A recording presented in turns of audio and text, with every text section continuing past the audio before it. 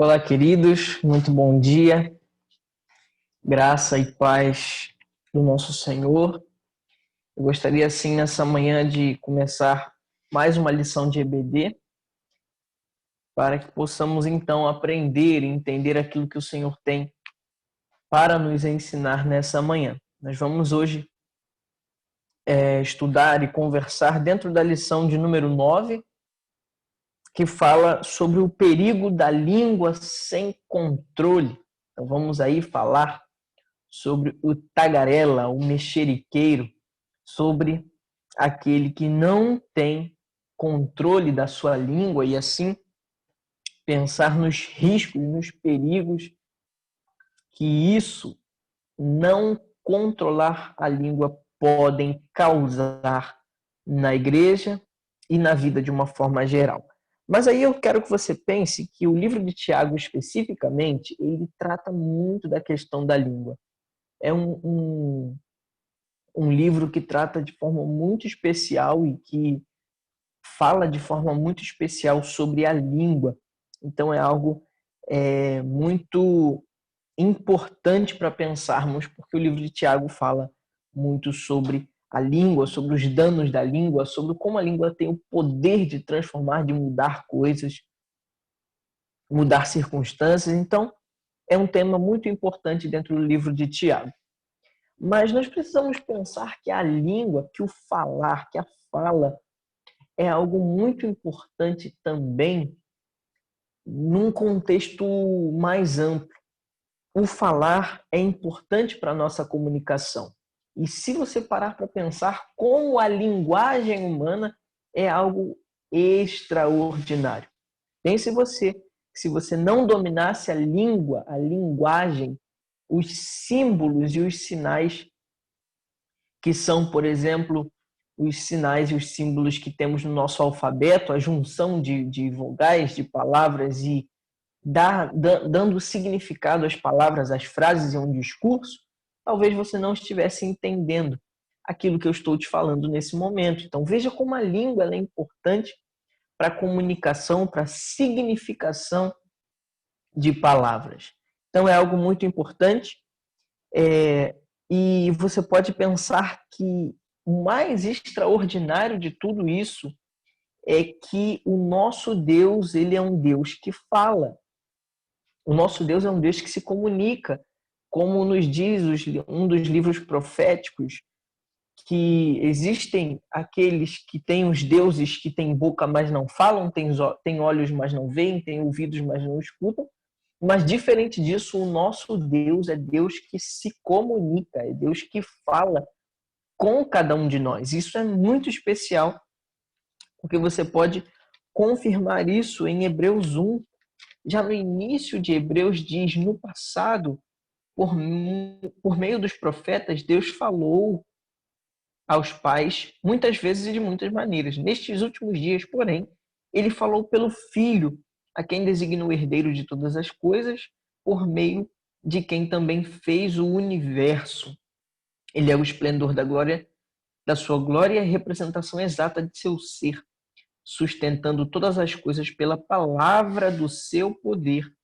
Tendo feito a purificação dos pecados, assentou-se à direita da majestade nas alturas. Então você vê como que a própria ideia de como Deus falava e de como Deus passou a falar após a vinda de Cristo, isso mudou também. A linguagem, a comunicação que Deus tinha com o seu povo também mudou. Então, quero que você entenda como a língua, a linguagem, a fala é importante dentro da narrativa bíblica e também dentro do nosso contexto.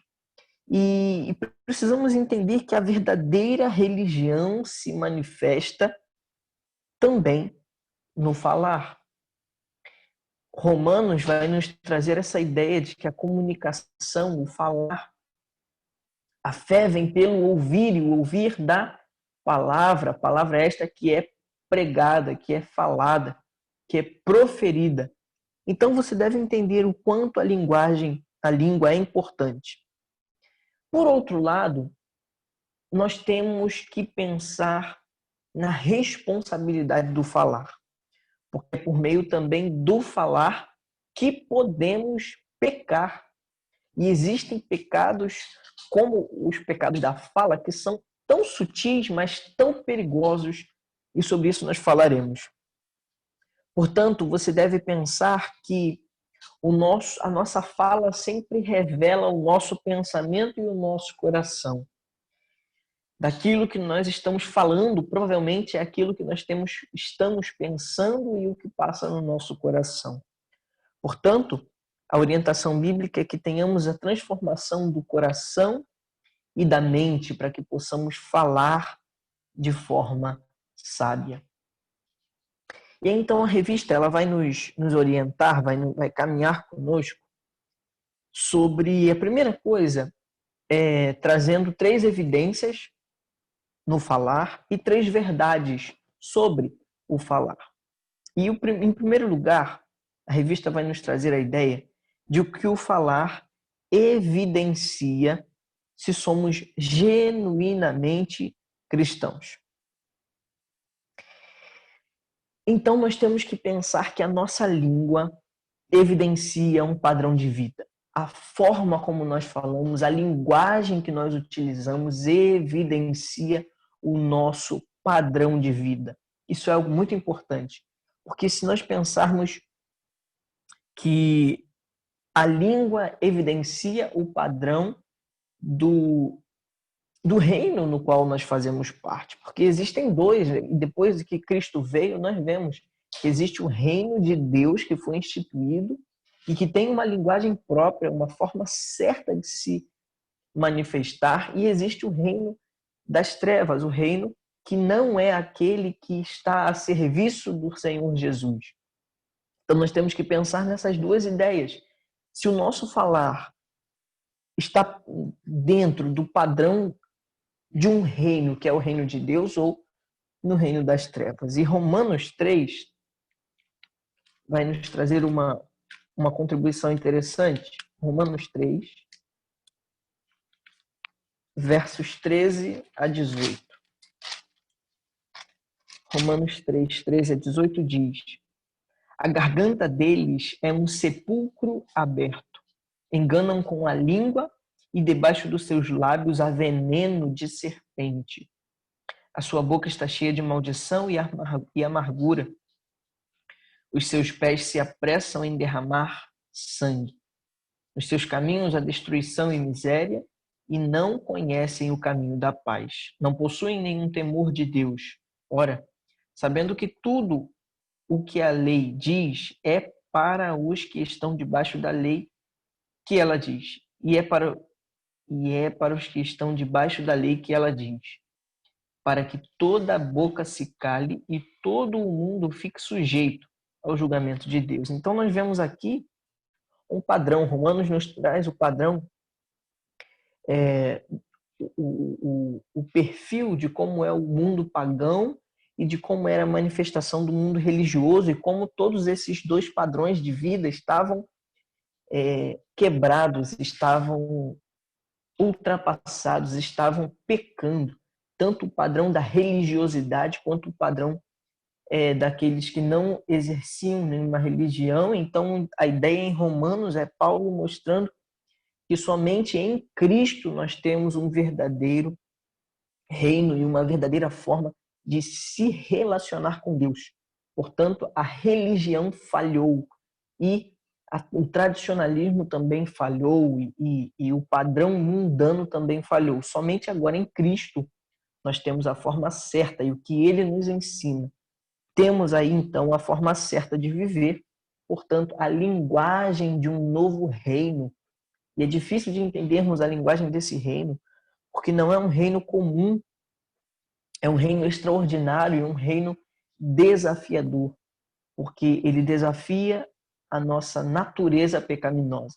Então isso é algo muito importante de pensar. E aí então, a própria revista vai nos trazer alguns textos para contribuir com isso, e aí nós vamos ver em Romanos, em Salmos de número 35, vou abrir lá. Salmos de número 35, verso de número 28. Diz assim: então meus lábios proclamarão a tua justiça e o teu louvor o dia todo. Então aqui os Salmos nos mostrando como devemos usar a nossa língua para louvor e glória do nome do Senhor. Provérbios 10 também, Provérbios 10, 21, vai dizer: os lábios do justo alimentam a muitos, mas os insensatos morrem por falta de entendimento. Temos a partir do verso 12, do capítulo 12, verso 18, diz: há palavras que ferem como espada.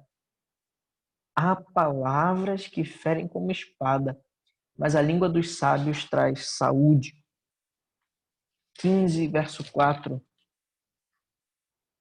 A língua suave é árvore da vida, mas a língua perversa abate o espírito. Então nós temos diversos textos que vão nos falar dentro das Escrituras, tanto no Antigo quanto no Novo Testamento, no Antigo e no Novo Pacto, que nos mostram isso. Nos mostram como que a língua tem um poder, tanto de bênção como de maldição. Em segundo lugar, nós acabamos de falar como que o falar evidencia se somos genuinamente cristãos. E em segundo lugar, segundo grande aspecto, é que o falar evidencia a maturidade dos cristãos. E nós temos que pensar, então, que existe um processo que, a partir do momento que aceitamos a Cristo, nós passamos a ter agora o que chamamos de conversão, de mudança de lugar, mudança de direção, é o metanoia, mudança de mente, uma mudança de pensamento, de natureza. E a partir então dessa mudança, eu passo a viver um processo de santificação que é marcado pelo crescimento. Existem plantas que, como aquela plantinha que não cresce, acho que é bonsai o nome, uma plantinha que não cresce. Isso é uma exceção à regra. Por quê? Todas as plantas, elas são plantadas com o objetivo de crescer e de frutificar. Claro que existem plantas que não dão frutos, mas geralmente o objetivo é que ela cresça. Assim é a vida cristã. O objetivo de que sempre seja crescente, não decrescente.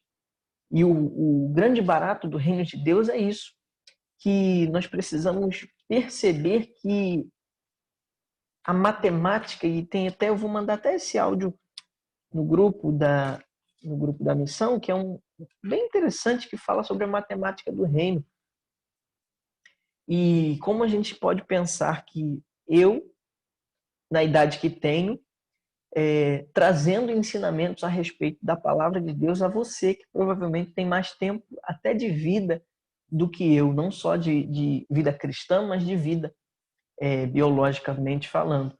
E como que o reino de Deus ele é curioso, porque justamente isso, o crescimento e o caráter, eles acabam, e isso a revista vai nos trazer, não se desenvolve conforme uma visão biológica, mas é um crescimento espiritual. Por isso, uma pessoa nova pode ter uma maturidade espiritual elevada e uma pessoa já idosa pode não ter tanta maturidade espiritual.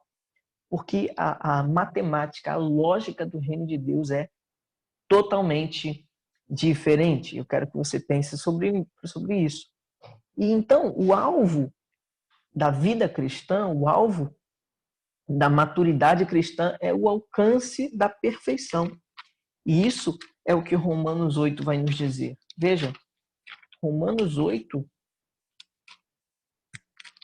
vou abrir lá em Romanos 8, verso 29, diz assim, ó: pois os que conheceu por antecipação, também predestinou para serem conforme a imagem do seu Filho, de quem ele, a imagem de seu Filho, a fim de que ele seja o primogênito dentre muitos irmãos. Então, o nosso objetivo enquanto igreja, enquanto servos do Senhor, é sermos semelhantes a Cristo. E Ele é a imagem de Deus. Por isso, precisamos pensar a respeito disso. Mas o próprio texto em Tiago vai nos falar de alguns exemplos de como a língua ela é um pequeno órgão, um pequeno aparelho, né, nosso, mas como ele tem um poder devastador. E aí ele dá alguns exemplos como o freio na boca do cavalo, que apesar de ser pequeno, aquilo que fica na boca do cavalo, apesar de ser um instrumento totalmente pequeno para um animal daquele porte, aquilo tem controle, tanto para que ele avance quanto para que ele freie. E assim é a comparação que Tiago faz à nossa língua. Assim como o leme de um navio, sendo então o capitão aquele que está na direção, na condução do navio, aqui ó, na condução, pode mudar o curso de toda a embarcação somente pela condução de um mastro, né? Acho que é mastro o nome daquilo, né?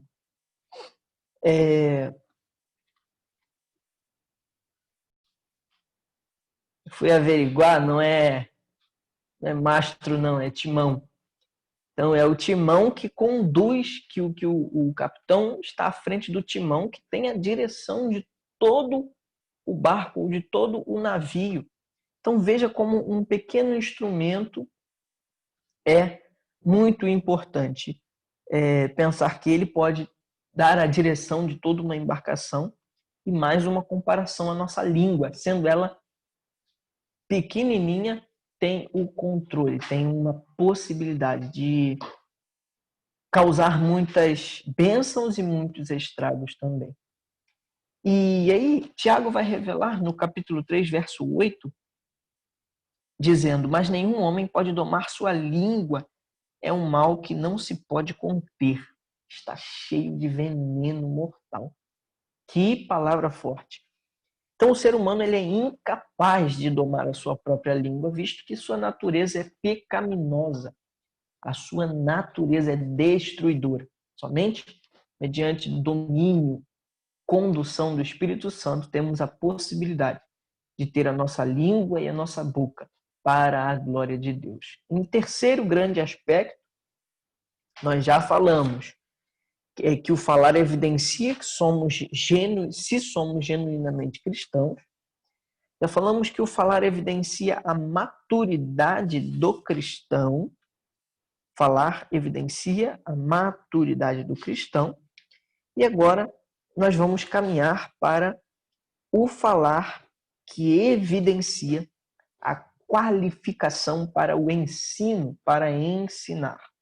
Capítulo 3, verso de número 1. O verso de número 1, né? Isso mesmo, diz: meus irmãos, muitos de vós não devem ser mestres, sabendo que seremos julgados de forma mais severa. Isso é muito marcante, essa palavra, mas trazendo a ideia de que aquele que é mestre, aquele que está no ensino, deve ser aprovado no seu falar.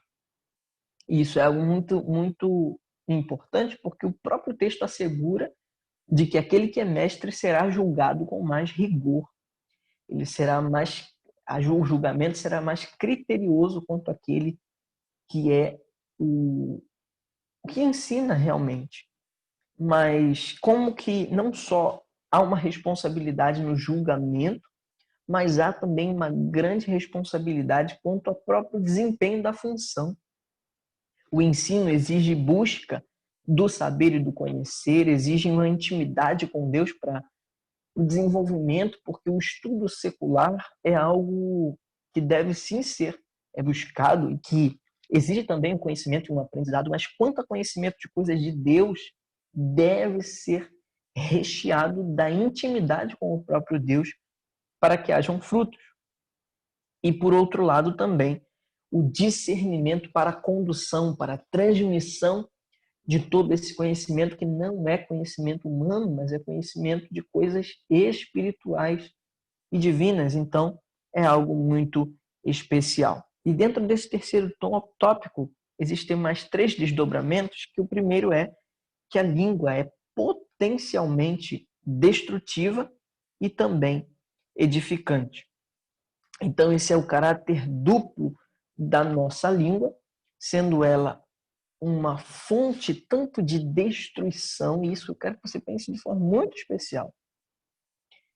Porque Provérbios 10, 19 marcou muito a minha adolescência, esse versículo, que Provérbios 10, 19 diz que na multidão de palavras não falta transgressão, mas o sábio controla a sua língua. Então é muito importante você pensar como que a língua ela tem poder de destruir vidas, famílias, ministérios, pessoas. E é muito especial você pensar então no como você tem usado a sua língua, se ela tem sido para bênção ou para maldição. Muito importante então pensar que o nosso caráter ele é identificado a partir da nossa forma de falar. Nós podemos reconhecer o caráter de alguém na forma como ela fala. Então, analise o seu pensamento e a sua fala.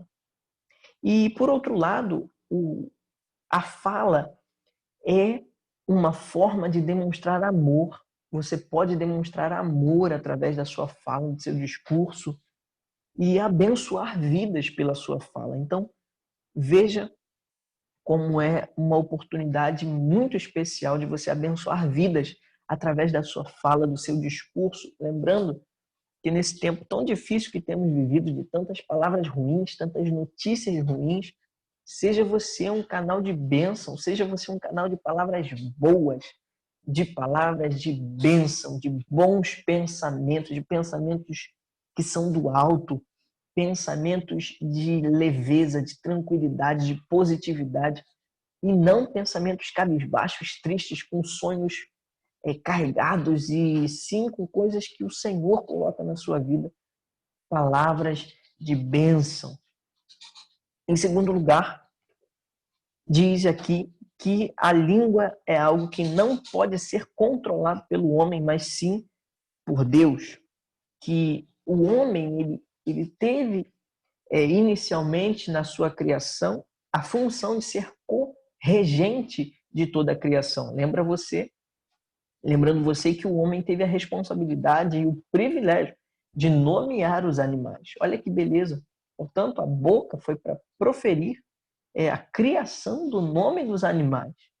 E o pastor Cláudio Duarte brinca um pouco com isso, e ele diz que é impressionante como a vaca tem realmente cara de vaca, o boi cara de boi, o cachorro tem cara de cachorro. Então, como ele brinca com essa ideia do ser humano ser aquele que criou, que teve a possibilidade de nomear os animais como co-regente da criação.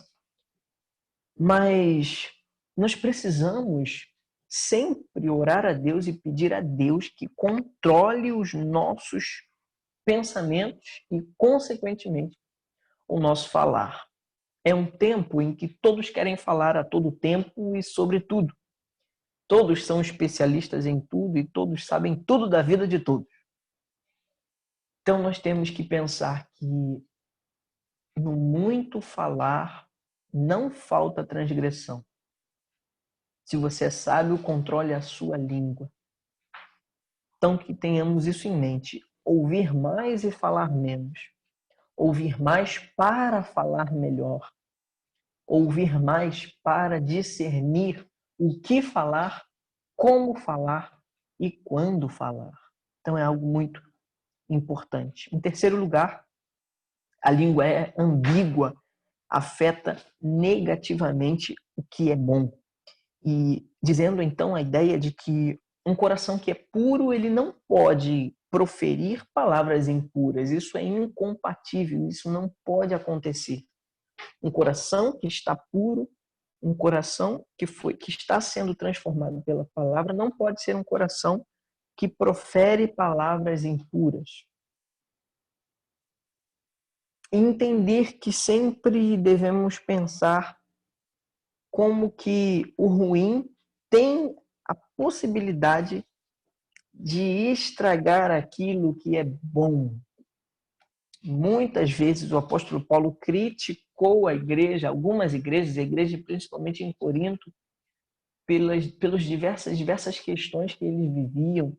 E Tiago em si é um grande crítico desse falar que não abençoa. E a revista vai falar assim: a fofoca e os comentários inadequados estragam o que você fez em busca de uma vida santa. Não dá para equilibrar estas coisas. Bendizer a Deus e amaldiçoar o homem não é compatível.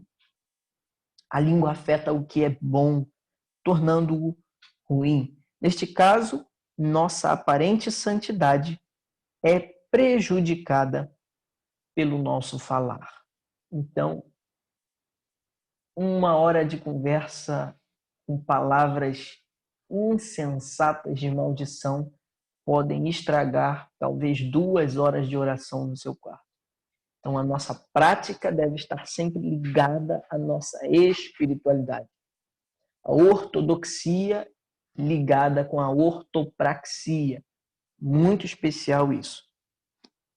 Então, nós vamos então concluir assim, pensando nisso, em como que o cristão que é autêntico, um cristão que é verdadeiro, ele é regido por princípios da palavra de Deus e pelo caráter do próprio Deus.